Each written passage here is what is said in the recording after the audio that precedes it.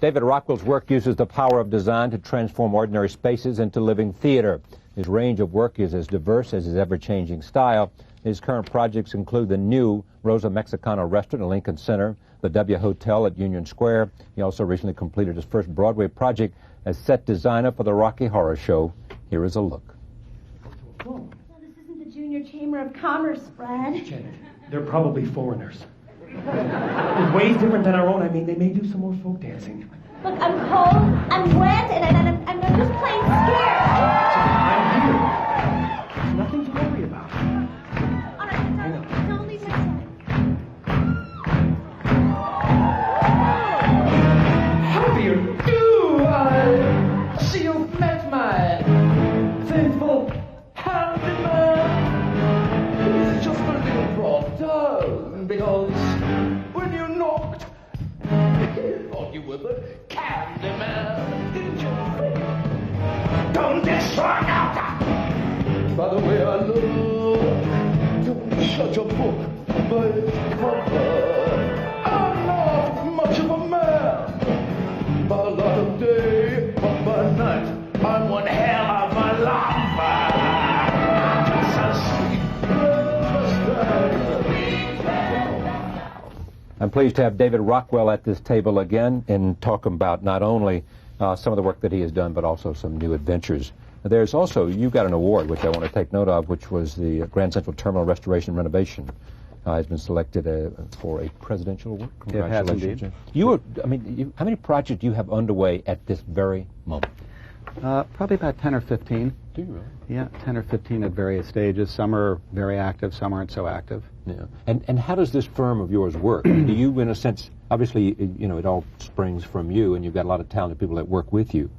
And as you jump from project to project to project, do you have sort of a team head for each project? Well, it's one of the reasons why I love theater so much. The model of collaboration in the theater is that there's a team approach. Right. And so our office is organized into small teams, and it allows me to focus at the beginning of projects, which is where I'm really interested. Right. And there's that obsessive quality that's important to our work to get it really done. And it takes a real team committed to it to do that. This is the first thing you've done in terms of stage? It is. It's something I've talked about for years, and it's one of those things where I think you sometimes don't expect to actually get what you ask for. Right.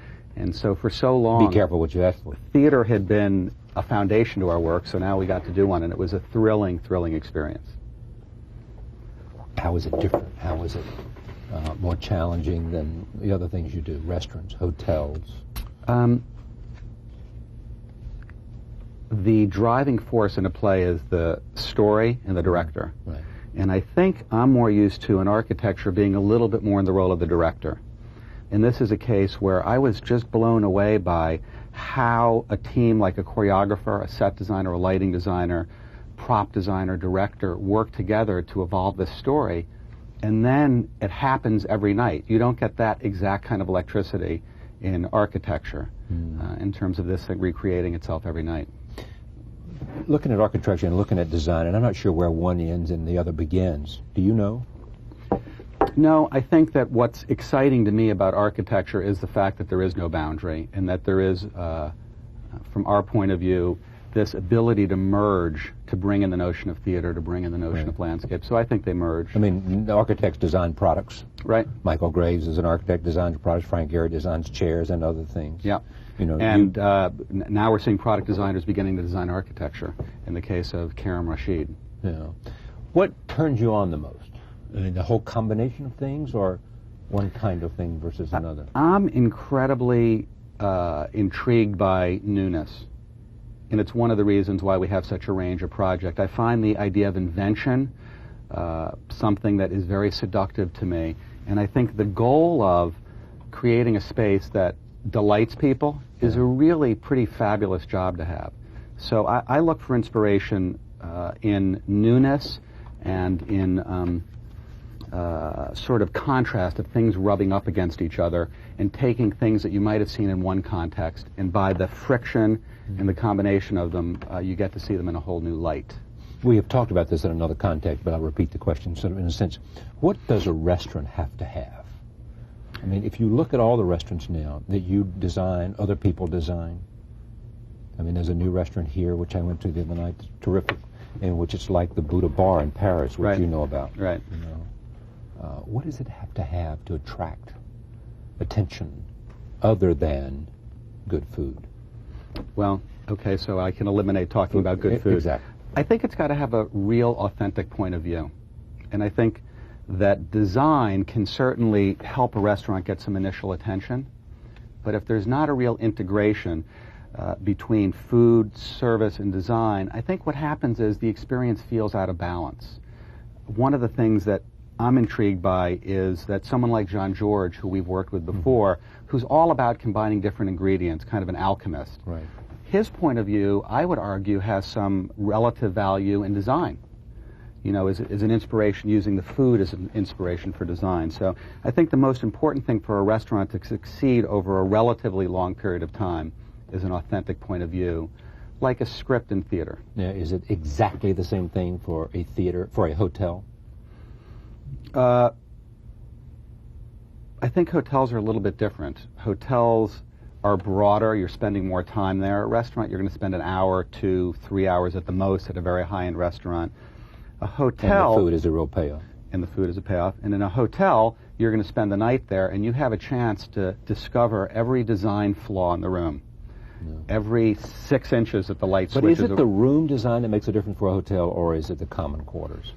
I think it's both. I think there's as many choices of types of hotels as you can imagine. I think what's interesting about hotels is that every possible physical need you and I have in a hotel room somewhere has been addressed.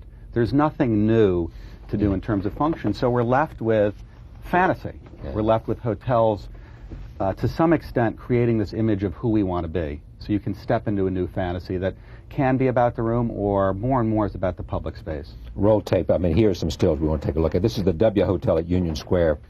The outdoors is brought inside for the hotel. You tell me. The lobby features living topiary columns, topiary columns, a lobby check-in desk made from wheatgrass. This was a case where there were a couple of things about the location of the project that were fascinating to us. This is on Union Square. Union Square being this, I think, amazingly theatrical space that transforms with the fresh market there and all of that. So we wanted to bring that park indoors.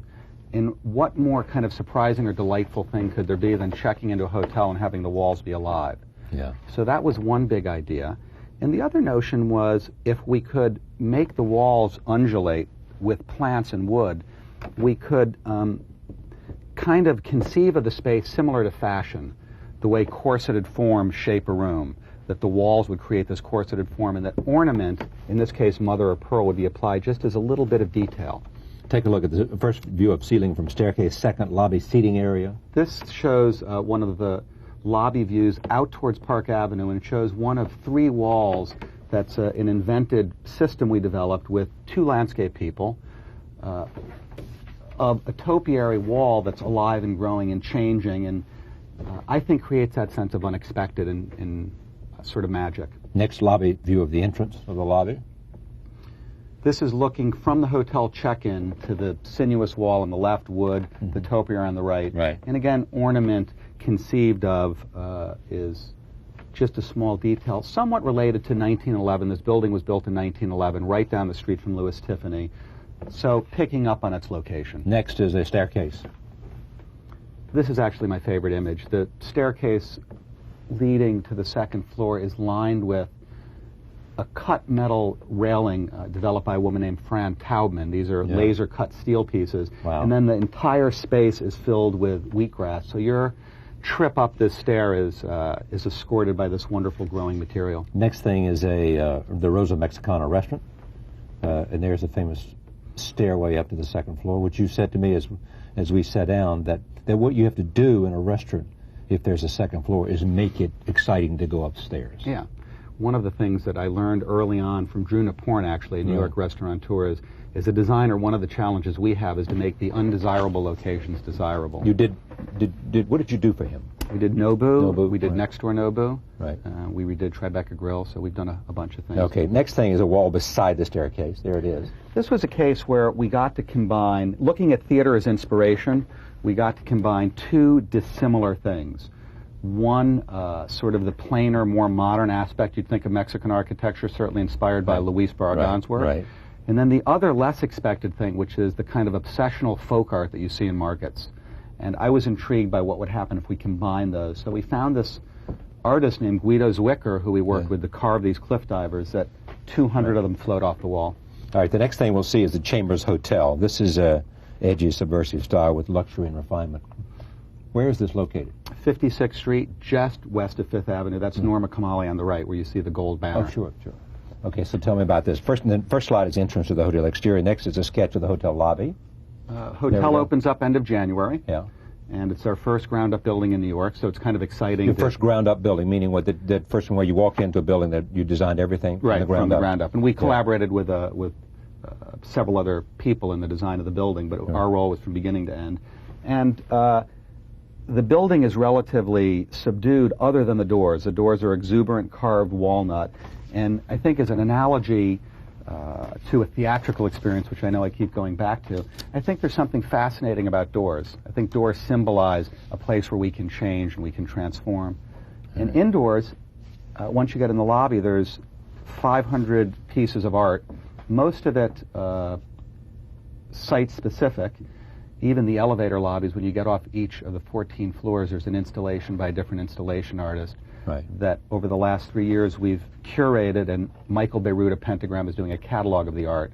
So there'll be a very unexpected residential spin to the luxury hotel here. I want to get into a couple of things before we go. One is the Pod restaurant in Philadelphia. Yeah. The kind of.